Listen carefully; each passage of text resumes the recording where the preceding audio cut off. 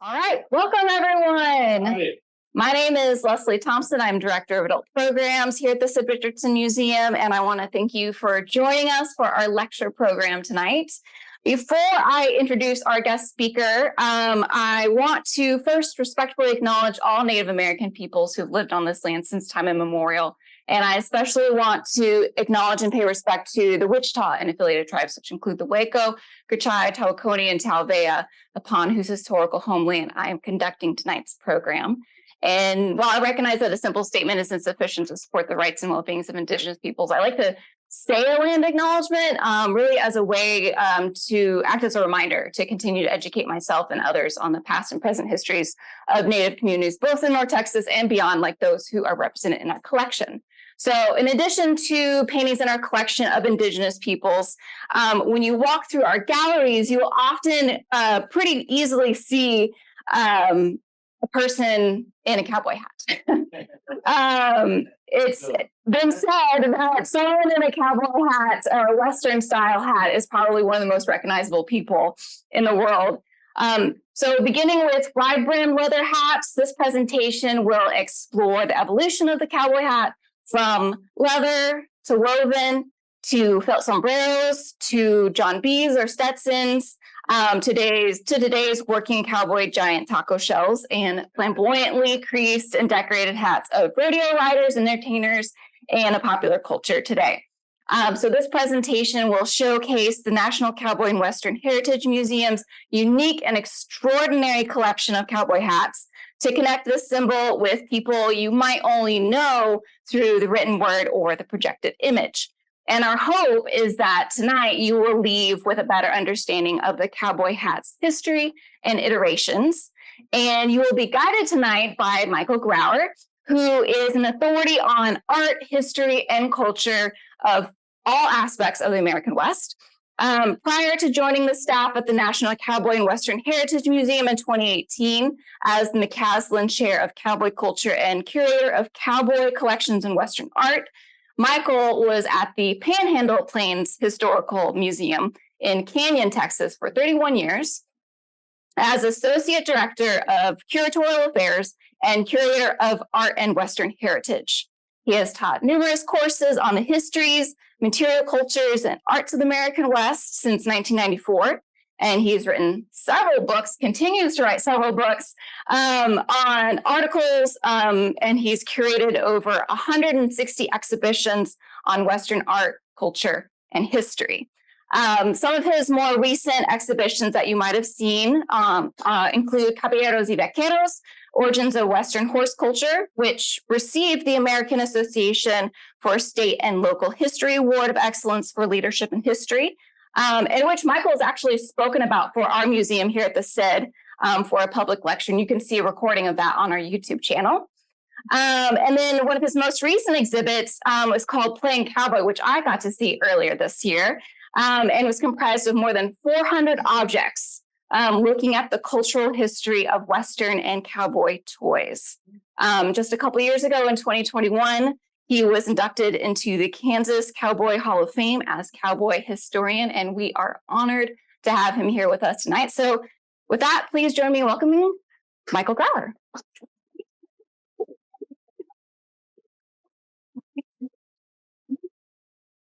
Oh, let me pass this off to you. Okay. Go. Thank you. Can y'all hear me? I project pretty well. This is sort of an audience participation talk. That's kind of how I present. Not that's how I present. So I'll throw some questions at you. So the first question is, what do you call a man in a Western hat? Good answer. A man in a Western hat. That's where we're going to start today. So the hat I'm wearing, I bought here in Fort Worth, Texas in 1989 down in the stockyards. Texas Association of Museums had its annual meeting here in Fort Worth, and I drove down with our then director, Ryan Smith from Canyon, and bought a hat. Now, this is an Atwood hat. It's called a Marfa Low Crown. I've had it for all those years. It's traveled many places with me. I even accidentally left it in Taos, New Mexico, in the little ranchito there.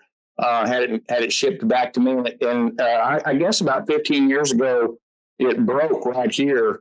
Fortunately, there's something called super glue, and I glued it back together. Now, it's a woven palm hat. We'll talk about woven palm and straw hats here in just a minute. But the other night, one of my wife's cats created a disturbance and knocked over the coat rack. I'm going to blame the cats.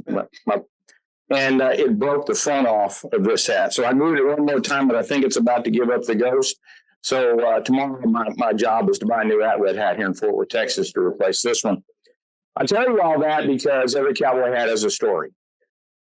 And you see on the screen the image that we used on our entrance wall for this exhibition called Sombreros, Texanas, and Bosses of the Plains. And being an evolution of the cowboy hat is interesting in its own right. But what I wanted to do was take each hat, and I wish I could say we had each of the hats that are depicted here. We have some of them. But I wanted to show that each hat has the story and carries the story of its wearer and the things that were done with that hat. And so the gist of that exhibition was to start with that as a jumping off point to what did it tell us about the person, because storytelling is the best way we learn things. And so what I'm going to do tonight is walk you through cowboy hat history while at the same time telling you stories of some of the hats that are depicted on the screen. As I mentioned before, I wish we had all those hats at the National Cowboy Museum. There were about 75 hats in the exhibition scattered throughout, from Mexican vaquero hats to chado hats to Western performer hats, rodeo hats. But the ones that are most interesting to me are the working cowboy hats. That's where my research lies, in those unnamed and unknown anonymous cowboys whose names probably we'll never know. Those are the ones that are more interesting to me.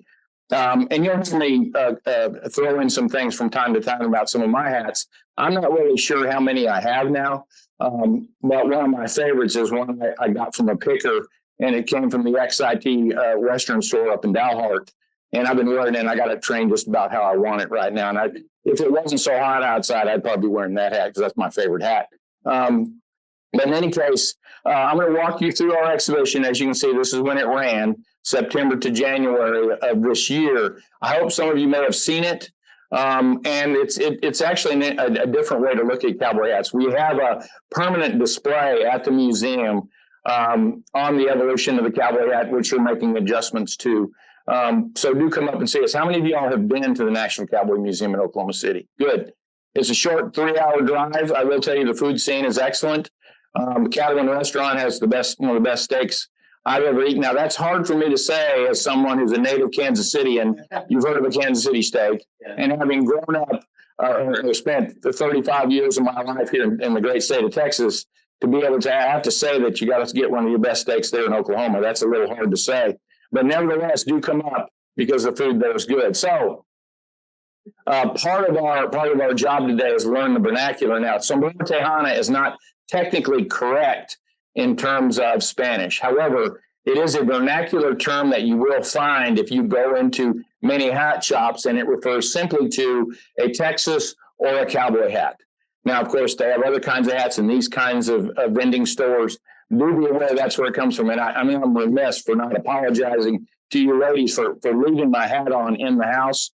Normally, when we cross the threshold, the hat comes off. So I have to wear it for effect today. So I hope you'll forgive me for that breach of protocol and politeness. So I put on the screen and wearing my tie, as you might have noticed, one of your great Frederick Remington paintings. And you'll notice this cowpuncher, as he rides through, the front part of the brim flaps up. You'll also notice in the photograph on the left how the brim is also tipped up. Now, unfortunately, many people started to believe in these documentary photographs and documentary paintings by our friend Mr. Remington that this is how the cowboys in the early days wore their hat creases. Would anybody like to know why the front brim of the hat, or in this case, sort of 3/4, is tipped up like that for the photographer? Because it shows his face.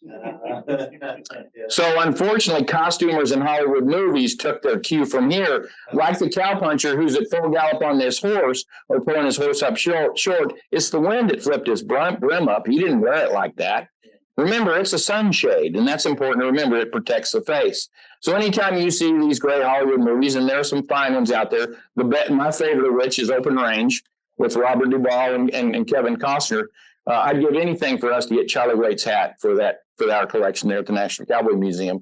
But in any case, be aware that the sombrero tejana is a reference to the cowboy hat. Boss of the Plains is a specific style of hat invented, and I put that in air quotes, you can see there, by John B. Stetson, who was actually working in the mines out in Colorado, Idaho, and Utah.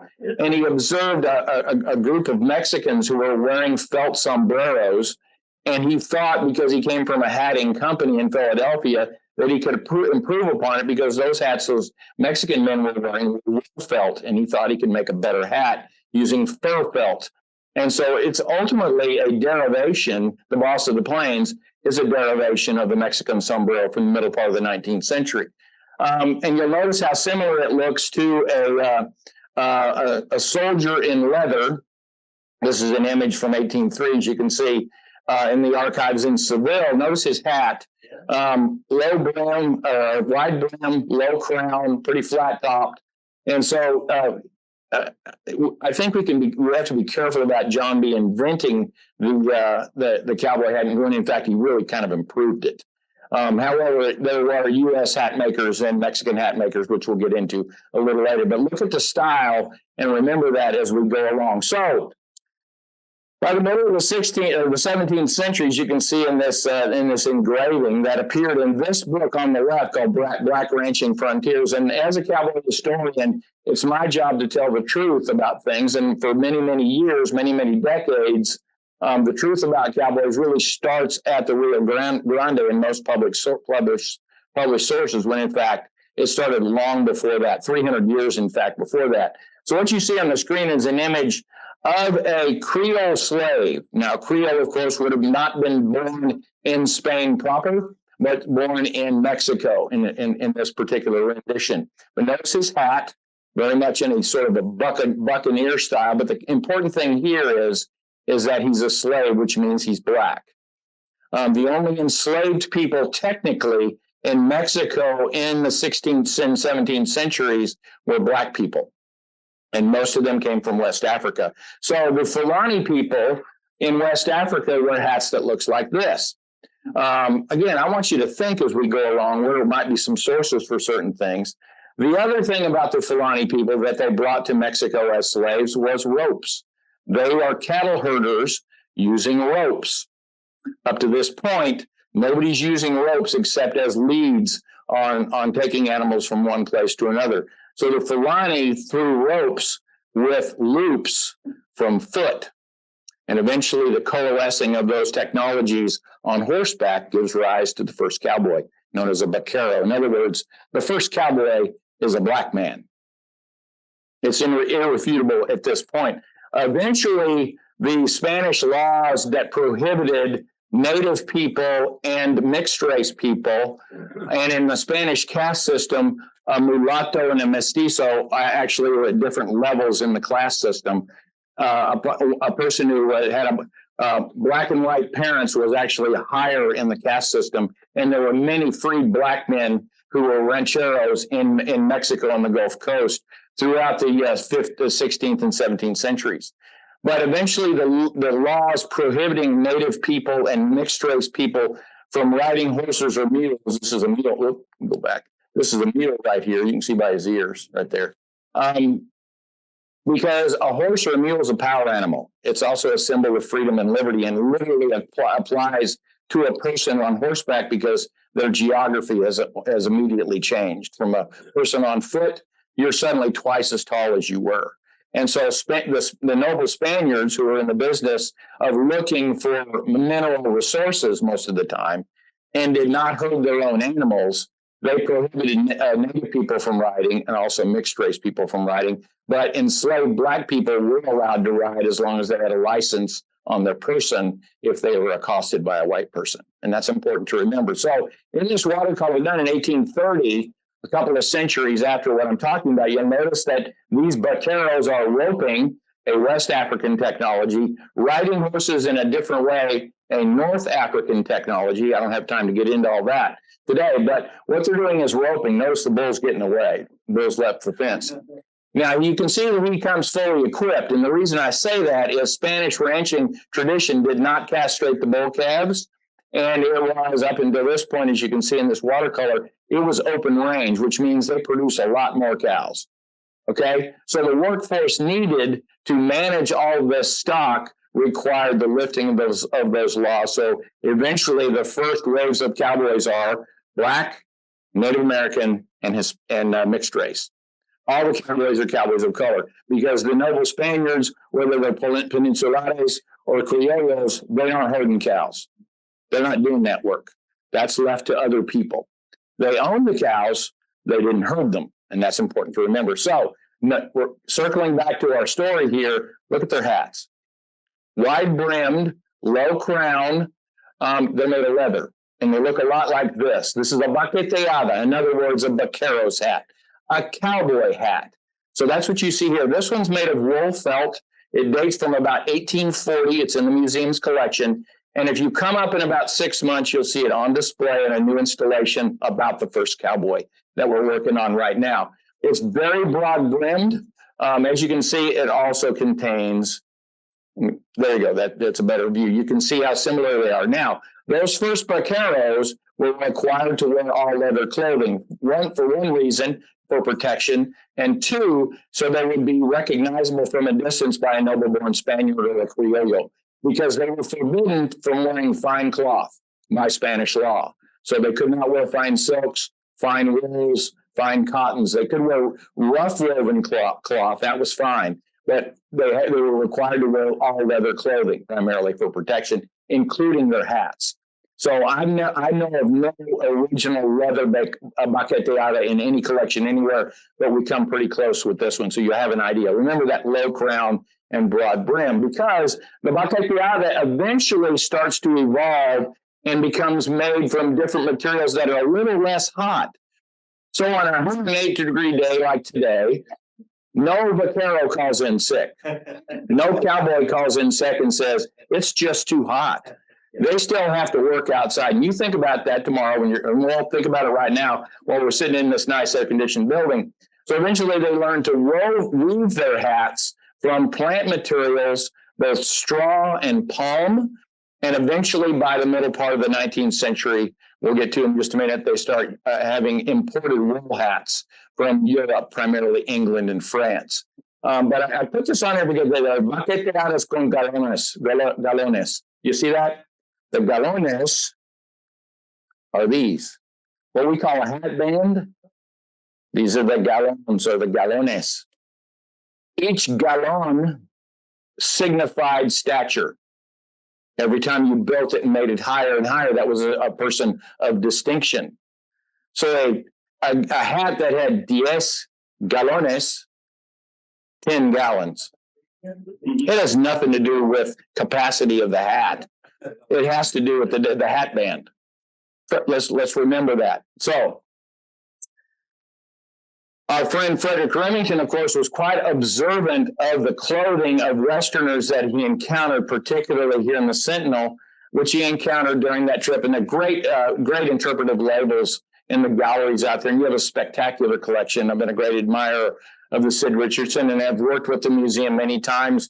When I was in Canyon, we did an exhibition called Remington and Russell's Canadian Frontier, and y'all lent two of the Remington grisailles from Canada to that exhibition in Canyon. Those were seen nowhere else. So look at his description as he described that all their hats were imported from Chile. Well, I don't know where he got that idea because they were probably made in Mexico, but some of them imported, of course, the importation. But notice here, the important thing is all dressed in cotton leather, as we described before, but were not the expensive and betinsel beings which have gone into popular fancy. In other words, what most people see in depictions of vaqueros, particularly in California, they're wearing all kinds of fancy suits. And we need to understand that the vaquero was a man who was doing work. The people wearing the fancy suits are the rancheros, the hacendados, who like to appear on horseback, but they're not doing this kind of work. But notice the hat.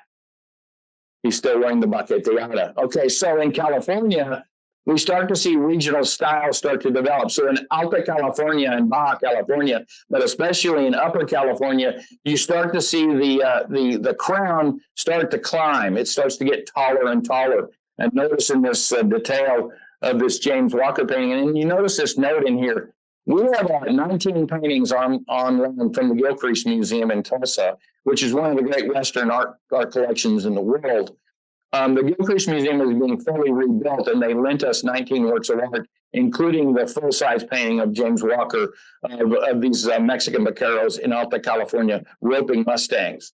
But what allows us to compare hats in the museum's collection with that tall crown, the brim's a little less wide, but also has a decorated rim, as you can see here.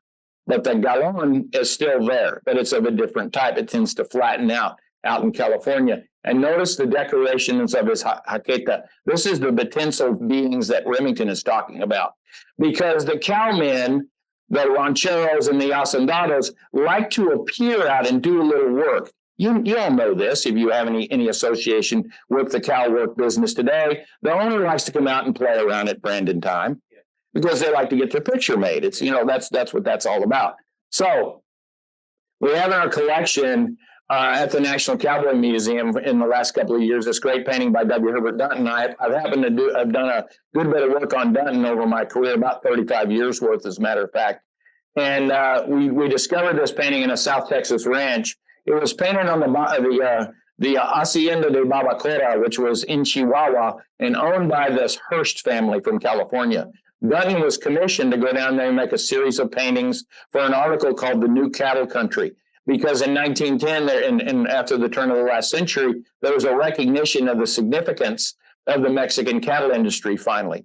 And so he captured these two brothers who are roping grizzly bears, but they're wearing what are called sugarloaf sombreros. Notice the tall cone-shaped top.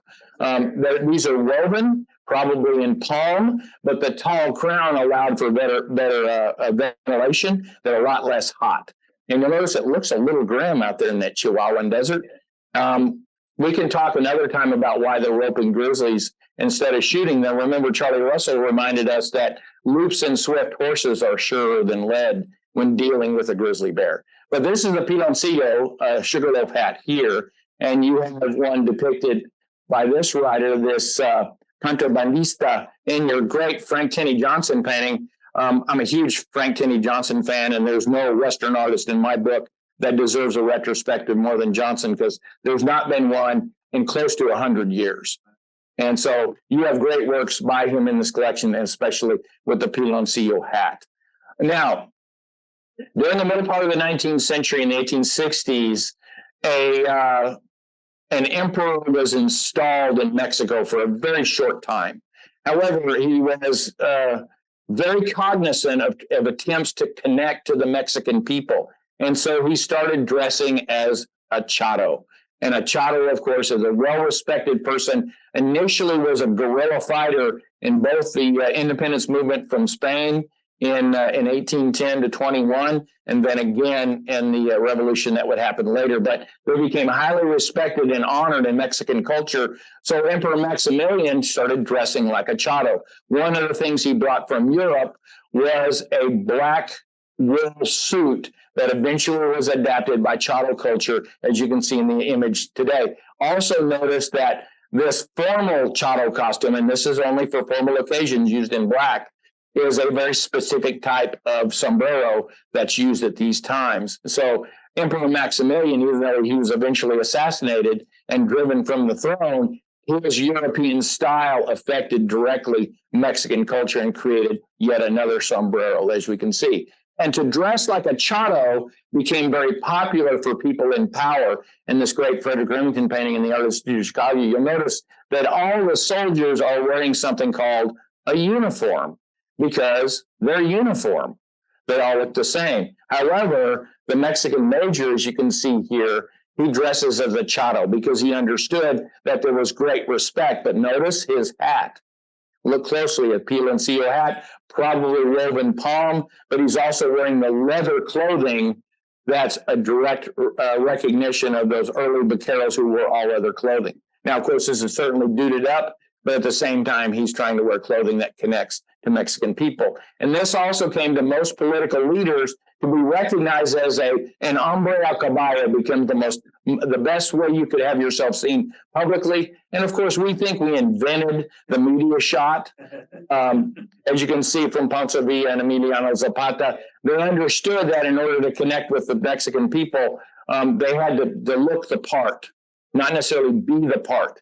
Pancho Villa was more than likely mostly a cattle rustler rather than a ranchero, while Zapata was in fact a farmer and a rancher in Mexico proper. And so it's important to remember that this hat becomes a signifier, much like it is worldwide, even in Mexico, but it's particularly as a symbol of the hombre a caballo. The first rock star in Mexico was Ponciano Diaz. He was a bullfighter who eventually became well-known worldwide because he performed not only in Mexico, but also in the United States and Europe. He performed Mexican bullfights. And Mexican bullfights the bullfighting is done from the back of a horse. He also participated in some of the events that we see in modern charreada. But as you can see, he dressed as a charro and wore that charro hat.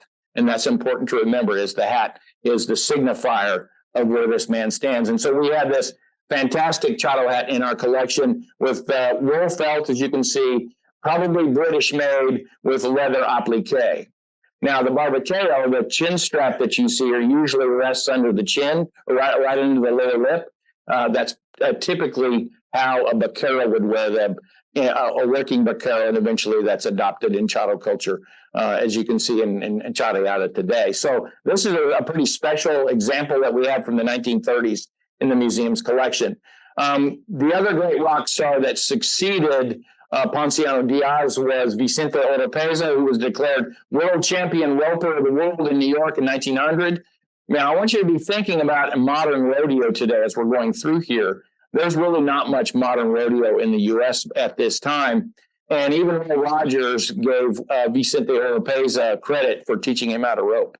And everyone knows today in the cow country, there have never been better ropers than Mexican vaqueros, and never will be. Because they can, the story is they can rope anything, even with a wet noodle or a clothesline. They can do things with ropes nobody can. Eventually, Oropeza toured with Wild West shows across the U.S. and in Europe, and each Wild West show, whether that be Buffalo Bill, whether that be Pawnee Bill, the 101 Ranch, whichever it was, when they toured, they always had a troupe of Mexican vaqueros wearing charro costumes and wearing flamboyant sombreros, as you see here. The successor to Oropeza was a man, Jose Barrera, who was from Texas, probably born near San Antonio, and here you can see him in a photograph here. He eventually became ranch foreman for Pawnee Bill in Pawnee, Oklahoma, and you can still visit the Pawnee Bill Ranch, and I encourage you to do that. And here he was participating in bull tailing or steer tailing Colorado, which is one of the major suertes in charreada today. But here he is dressed as a charro in these early days. This photograph was probably taken about 1915 or so. So Wild West shows, of course, give rise to the popularity of the Western hat or the cowboy hat. We have in our collection a hat that was worn by a young man named Vincent Garfield, who grew up in Ohio and one day ran away and joined the circus. And in this case, he joined the Wild West show. So over here, this is Pawnee Bill. This is Buffalo Bill. This is, as you can see, taken in Brooklyn in 1909. But here's Manuel Vincent Garfield sitting right here, little bitty cowboy, and that's his hat. California style, sombrero California. He actually dressed and acted and performed as a vaquero in this, as we often see. And both Pawnee Bill and Buffalo Bill had what they called their own Congress of Rough Riders of the World, because they admired horsemanship wherever it was displayed around the world. And especially Mexican vaqueros and Mexican charros were very much part of that act. That eventually segues into what we know today called U.S. rodeo. This is the very famous bronc rider Casey Tibbs, who was as flamboyant a rider as you would ever see. His performance color was purple, as you can see. We're fortunate in that we have his Stetson hat right here. I didn't put a photograph of it, but he actually had his own aluminum and velvet, specifically velvet-lined custom hat case to carry it around. Now, that's not exactly how most cowpunchers did their hats back in the day, but he was certainly something of a clothes horse, and everybody knew it. This is a painting, a portrait from our National Rodeo Hall of Fame that we have as part of one of our 3 halls of fame at the Cowboy Museum. But that's his Stetson hat. His popularity was so great, it spawned its own television show starring none other than Jack Lord. Before he was McGarrett, he was Stony Burke, a rodeo rider, a very short-lived series. You can see 62 to 63. But Jack Lord donated all of his costumes from the Stony Burke series to the National Cowboy Museum in the 80s. And here he is decked out in his all Lee Rider outfit, Acme boots, and then, of course, resist all hats. And so that's just one of them we had. And, of course, we went around rodeo people to get some of the flavor as actors will. But and Casey Tibbs was an advisor on the series because it was largely biographical.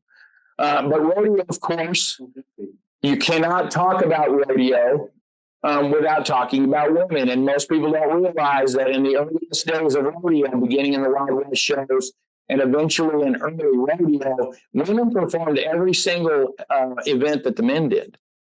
And were also trick riders and trick ropers. They rode rough stock, they rode timed events, and they were trick riders and ropers. And Mitzi Lucas Riley that you see here in this wonderful Pepsi-Cola ad photograph from our collection. And she was, of course, offered multiple contracts to come to Hollywood, but she preferred to be in rodeo. That's her hat that you can see there. It's a Stetson. We actually got that from Kelly Riley. And Kelly's a good friend, and he's a chairman of the rodeo committee at the National Cowboy Museum. But you can notice by the color, they're not nearly as subtle as the men. And they often come with hats that are rather bedazzled, like Shirley Jauregui's, as you can see. And I just put some of the stats on the slide so you can understand how important these women were to early rodeo. Up until about 1930, women performed and did virtually everything the men did in rodeo until they were literally driven out of rodeo for the most part by 1945 by rodeo promoters such as Gene Autry, who felt that the only proper place for a woman in rodeo was to look pretty in the entry parade and sit on the corral fence. They also had administrative positions like Jenny Ivory. We have her complete outfit. As you can see, she was quite the clothes horse herself. Here she is, halter dragging this bull around, but that's her bedazzled hat there, one of several in the collection. But she eventually also was inducted into the National Rodeo Hall of Fame in 2004. And then we have hats like this that has very little provenance with them other than this little note that came with it that said, "This is George Weir's hat. It belongs in the hall," and he sent it. His son just sent it without any acknowledgement. And I think that's one of my favorite hats in the whole collection because, of course, it's clearly cowboy used, and that's all real dirt. That's not Hollywood applied dirt. And as you can see, he was a world champion steer roper in 1932. Unfortunately, he is not in the National Rodeo Hall of Fame, and he should. This is something that we're working on now is to rectify some of the unfortunate cases like this with the old timers. Fern Sawyer is one of my favorites. She was as salty as they came. As you can see, we own this hat, this Bailey hat, and this entire suit, including those boots. And you can see she even rode bucking bulls during her rodeo career. And my favorite part about Fern Sawyer, look at that quotation. Y'all see that? "When I was roping calves and rodeos, I wore my best clothes. I didn't come out in Levi's, and I didn't want to come out and look like a man." She wanted people to know that she was a woman and tough as they go. And look at that. That's a photograph from a display you had here at the National Cowboy Hall of Fame here in Fort Worth. Those are just some of her. There's a wonderful video they made of her going through her closet and picking out her clothes for the day when she was going to make an appearance. She had, I think, 5 different heart attacks, and the 5th one eventually killed her when she was out in the corral with some cows. She was little bitty, too. She wasn't very tall, but tough as nails, as you can see, and as salty as they come. This found its way into acting, of course, trying to be like cowboys in films. Barbara Stanwyck, we received the Barbara Stanwyck collection from her, including her Emmy. She was nominated for Academy Awards 3 different times. We have all that documentation as well as many of her costumes. She was largely recognized for her costume designs for the series Big Valley, in which she played the matriarch. But she was also a frontline actor in Westerns, as you can see from the Maverick Queen here. You can see the star-studded cast here, you can see, but she's obviously the top bill. And that's her hat that came from Texas Hatters in Austin, probably made about 1970 or 1980. Now, I had hats. I had a hat back in the day where it looked like I'd run into a pheasant when I was riding a motorcycle too. As some of us did in the 1980s. I don't know whatever happened to that hat, but I still had one. Tom Mix was the first inductee into the Western Performers Hall of Fame at the National Cowboy Museum in 1959. We've since inducted a number, but these are two of Tom Mix hats. And I show these simply to show the variety that these Western stars would wear, from a Montana peak that we see a lot in Charlie Russell's paintings, because, of course, that becomes a signature for cowboys up on the northern plains.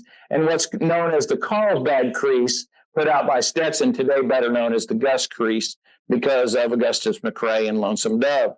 But those are two of the hats by Tom Mix. And just to give you an idea, a couple more photographs of him. He did all his own stunts, which is quite rare back in the day in the silence, and had his own comic book, his own endorsement games, and so on.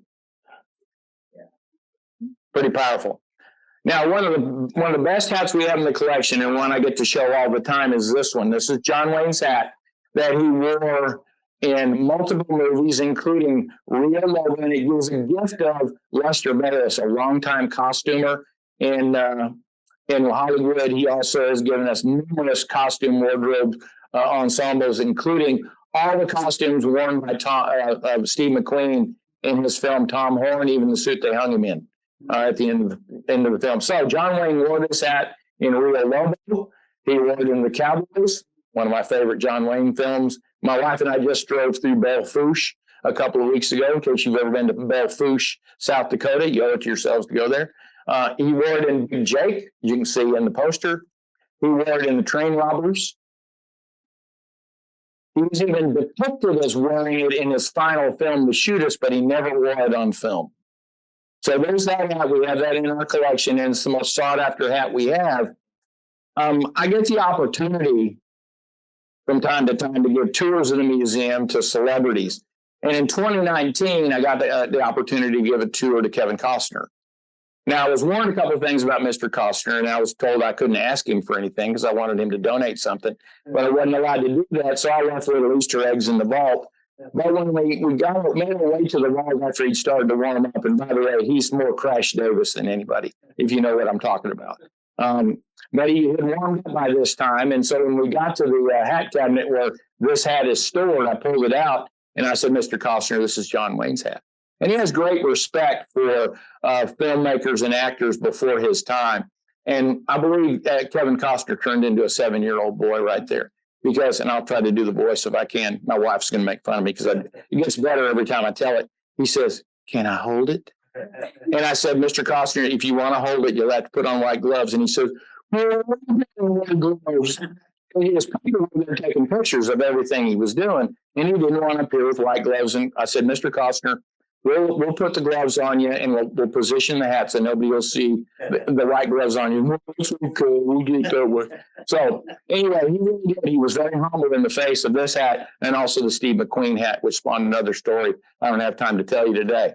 So he's also wearing this hat in his officially commissioned portrait for the induction into the Western Performers Hall of Fame. And we commissioned none other than Norman Rockwell to paint John Wayne's hat. Now imagine that, 2 icons in one. Unfortunately, the Duke rejected the portrait, and so it was painted again wearing this hat. There's the hat, same hat. Remember, he didn't own it, but he liked it so much he had himself painted in it, not once but twice. As you can see, we kept this one. We no longer own this portrait. One of the saddest things to know that's no longer in our collection. How cool is that? Norman Rockwell's portrait of John Wayne. We do have Norman Rockwell's portrait of Walter Brennan, which you'll see in just a minute. Now, knowing that John Wayne didn't own the hat, the costumer owned the hat. It was in the wardrobe shop. Sam Elliott wore it in another film. There's Sam Elliott wearing that hat in The Shadow Riders, in which he starred with, who's that? Tom Selleck, wearing that hat right there. in our collection. So that's his resist call from 1983 from the Shadow Riders. Mr. Selleck has been very generous to us, and I think we have 6 Tom Selleck hats, including the Quigley hat. No, we don't have the Quigley gun. That's the first thing everybody asks me. Do we have the Quigley sharps? We don't. We have his saddle, we have his spurs, we have his sidearm, we have his hat, but we don't have the gun. There's the Norman Rockwell portrait of Walter Brennan. We own this hat that appeared. It's a Miller Brothers from Denver, as you can see. And of course, he had a long and distinguished film career. Most people remember him in the sidekick roles, but he won 3 Oscars, people. Most people don't realize that. He was a triple Academy Award winner. It's pretty, and we received the Walter Brennan collection, that's part of which is on display, from his TV career, his film career, and including the 3 Oscars that are on display. Now, there are certain Western characters that stand tall that we're finding an artifact that actually was used or worn by them as a real challenge. And so in the case of this exhibition, we had a hat that was a prop hat used in a documentary by a filmmaker from Indiana named Nick Jones, who actually starred as Bass Reeves in the namesake documentary. We had the hat, but having the prop hat in the collection and in the exhibition allowed us to tell the story of Bass Reeves.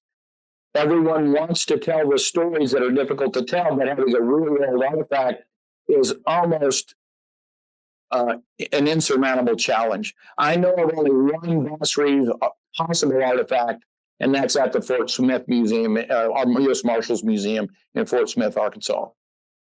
Possibly a Winchester, possibly carried by Mr. Reeves. One of the leading lawmen, here's what he really looked like.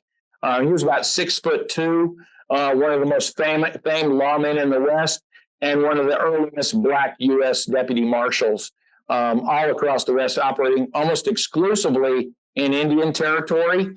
And he was in North Texas for a while, based out of Paris, Texas, for a little while too. But we do have the hat that was used in the filming of that documentary, as well as the 6-shooter in the holster. So we can tell that story. We actually used the holster in an exhibition called Outlaw Man. And Michael Martin Murphy plays every year at our Cowboy Christmas Ball. He also attends every year the annual Wilderness Symposium at St. Joe, Texas, just north of here, Little Ways. I encourage you to go next year in the spring. I don't know what the theme will be, but we're there just about every year.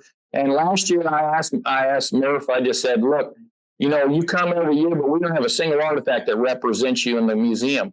I said, would you donate a hat? He said, absolutely. And he wrote me this mile-long text, and I carry a flip phone, so that took a little while. And he said something to the effect, he says, now I'm part of a museum. I guess that means now I'm an artifact. But there's the hat that he donated right there that he played in many years as a very much in keeping with the vaqueteada, that short brim and wide brim and short crown. But here's what he was wearing in the 80s, that we were all wearing, those bull rider hats that the pheasants ran into. That's him playing at a rodeo in Sikeston, Missouri. Endorsement hats became a big part, and we had one of these in our Playing Cowboy show, and also in the Sombreros Tejano show. You could buy one of these for $1.94 at Sears in the 1950s. These are all endorsement products for Roy Rogers, Gene Autry, whoever it was. You could buy one of their hats. Colonel Tim McCoy had his vigilante hats, who were his membership services. But we do have some Roy Rogers material and Dale Evans material in the collection. We received the Roy Rogers Dale Evans archive in April of 2022.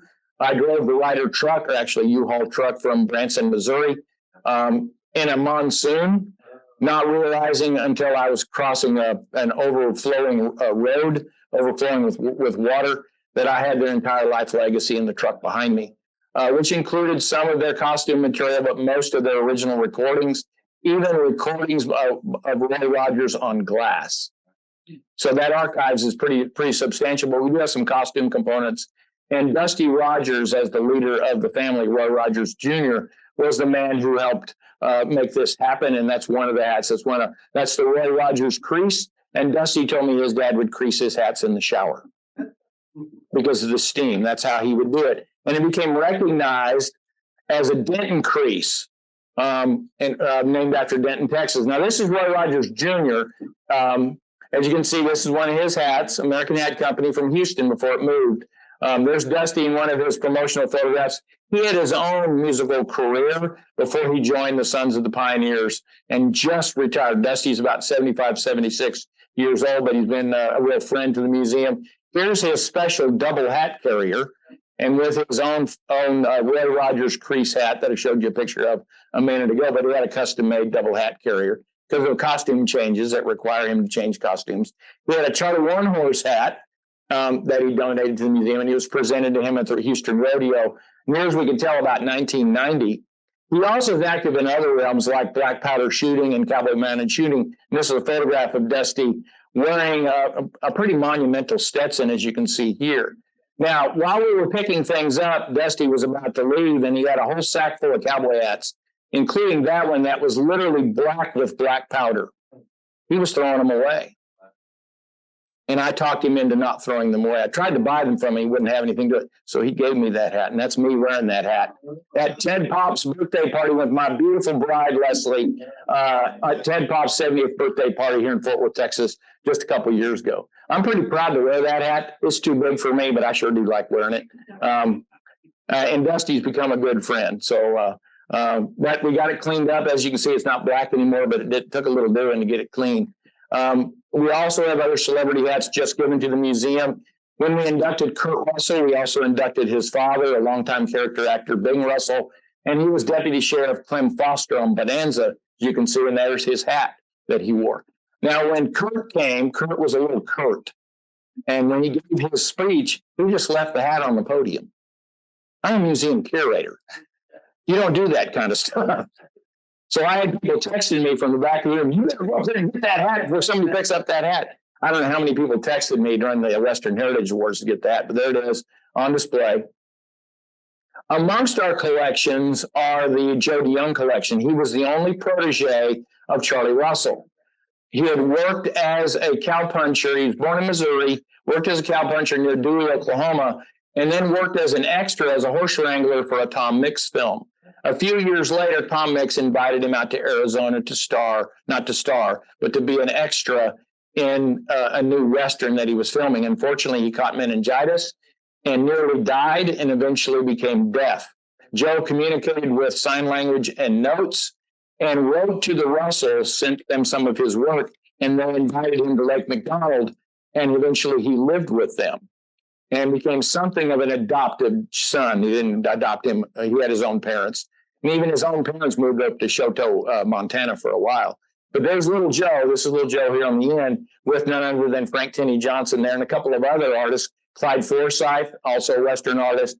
And Charles Plum was a longtime illustrator for livestock weeklies all across the U.S. So obviously showing this, his own Western hat that a lot of these guys wore. And Johnson had worked as a cowhand for a short time. But here's your great paintings. You can see Trouble on the Pony Express. Note that the insistence on the proper cowboy and headgear. But these are Jody Young's hats. One he worked cows in and continued to rope. And he would also decorate hats for Rancheros Visitadores, the men's riding club out in Southern California that's still very prominent today. Here he is roping on Bootlegger, which is Will Rogers' horse. So he made a good hand, as you can see. And that's his hat that he's wearing right here with his own little totem on the hat band. There's one of his decorated hats that I just showed you before. He would decorate them using a kind of a wood-burning kit device. And these became highly prized by the different rancheros, and you see these turning up all the time. He also collected hats from other artists, like Bill Gollings. As you can see here, we don't know who this maker was, but it was a copper hat band. Here's a Bill Gollings steel roping drawing in the National Cowboy Museum. I show this because it's got an XIT brand right on the horse's hip from the XIT Ranch Division up in Montana. He was also friends with an Arizona artist named Pete Martinez. There's Pete, eventually operated a roping school. He lost his thumb in a roping accident. Does anybody know how that happens? You don't dally with your thumbs down. But he did, and it happened a lot. But there's Pete's hat. We just acquired that at auction. We also acquired Maynard Dixon's hat, who tended to favor a velveteen finish on his hats. Here he is wearing a velveteen hat in a caricature of a watercolor called Dudes that he did for, and this is hilarious, the Frontier Pants series in the 1930s. And then this is one of the paintings we have by Maynard Dixon in our collection, Home of the Blackfeet, in 1938. We tried real hard in January of 2022 to secure Charlie Russell's hat at auction. It looked just like that one. But fortunately, we do have an unblocked Stetson in the collection that came to us from the Joe Grandee collection from Arlington, Texas, which we acquired in 1991 and just 2 years ago finished paying for. So 91 to 2021 took us that long to pay off Joe's collection, but we had a nearly pristine unblocked Stetson, which you can see in this photograph, was favored by Charlie Russell. And see it again, of course, depicted in Charlie himself, which you see in the gallery in the other room. Also worn by many Montana cowpunchers over time. Oscar Burninghouse from St. Louis, but he still wore a cowboy hat, as you can see in this photograph. There's him wearing the hat. There's Burt Phillips right there, and there's Ernest Blumenshine, and you can see a couple of their Pueblo friends. We're not sure who the little boy is, but this hat actually has paint flecks on it. And then, of course, to relate it to your own painting here in the collection, the 49ers. Burninghouse, of course, one of the founders of the Taos Society of Artists in 1915. Harold von Schmidt gave this hat to Tom Lovell, who was a longtime illustrator, became a frontline Western artist. This is his pre-West winner from the National Cowboy Museum in 1986 called Target Practice. And this hat was one we put in the collection to allow us to talk about Mr. Lovell. Harry Jackson, a little more of a modernist artist, but also grew up in Wyoming and did punch cows in his early career. Here he is at an exhibition for the Cowboy Artists of America, with which we partnered for a number of years before that show evolved into the National Academy of Western Art. Now, of course, the CA shows is held here in Fort Worth. Anyway, there's his Pony Express from the John Wayne collection, Harry Jackson, and the version that Tom Selleck gave us just a few years ago in 1991, because he would do polychrome bronzes. There's the Marshall, which is in the John Wayne collection and on exhibit in our Western Performers Gallery. Also, two Champs, also in the John Wayne collection, as well as Washakie, the great Shoshone leader in the John Wayne collection, as is Sacagawea. So Mr. Wayne was quite an art collector. Most of what the museum received when John Wayne died in 1979 was his personal collection, not his movie collection. So if you've not been down to see the John Wayne American Experience here, you owe it to yourselves to go see that. Tom Long, of course, mostly associated with the 4 Sixes Ranch. Even though he was a New Yorker, he eventually tried to make a hand out on the Sixes, but he was really better as a painter. This is probably our single most popular painting, called Sharing an Apple. We kind of nailed it down to where we think this was painted out near Guthrie. I don't know if you've been out to the Sixes, but it is a wonderful place to go. But we used Tom Ryan's hat as our jumping off point. And this is one of my favorites, 60 Years in the Saddle, painted in 1967. Note that hat. That's a cattleman style that many of those old hands used to wear, especially this man, George Humphreys. I put the portrait in the show because this is wearing a cowboy hat without wearing a hat, as you can see. And from the eyebrows down, burned black by the sun, as you can see. Here's what Mr. Humphreys actually looked like, and there's his hat.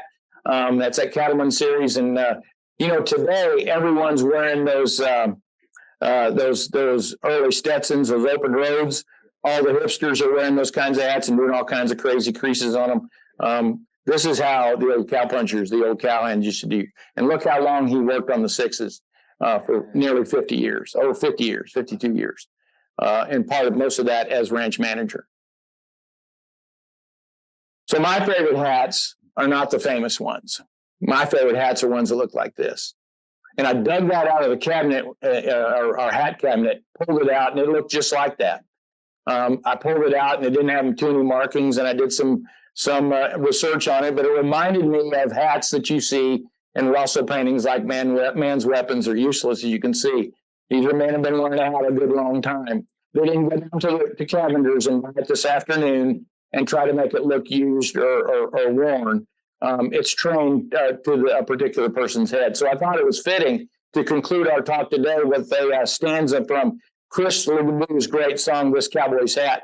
That's your homework assignment to listen to that song on the way home tonight.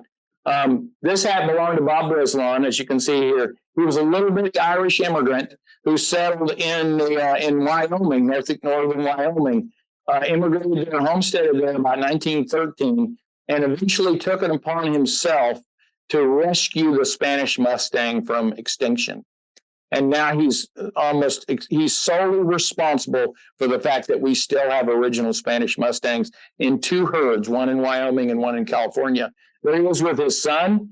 And you can see by, if you know anything about that song by Chris LeDoux, Don't You Dare Touch This Cowboy's Hat, because it has a story that goes along with it. So there's Sombreros, Tejanas, and Bosses of the Plains. That's a lot of stories to remember. Leslie will send out the quiz by email. So you can remember all these things, but I'm glad to take questions.